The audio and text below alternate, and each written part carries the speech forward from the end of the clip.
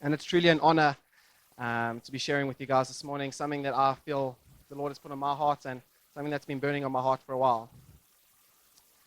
So I'm not sure if it's just me, and I really hope to God that it's not just me, but I've had times where I felt like a sort of emptiness. Didn't stop the clock.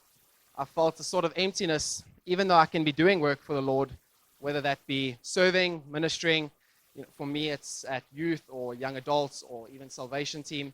But there's still a sort of emptiness that I can't quite put into words.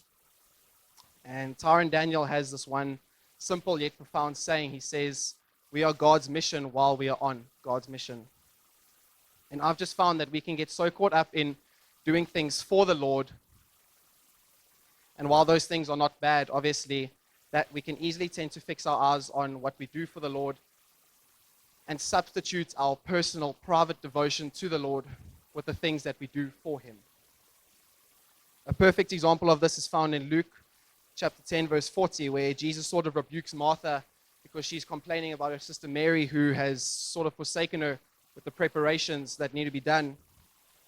But Jesus says in verse 42 that Mary has chosen what is better, and that was simply to be at Jesus' feet instead of getting caught up with all the less important stuff.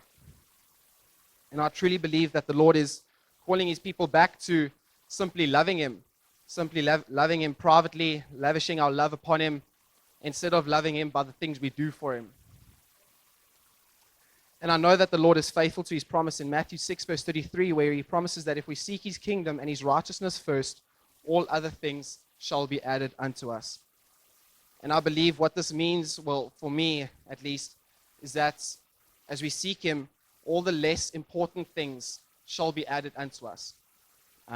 Whatever it may be.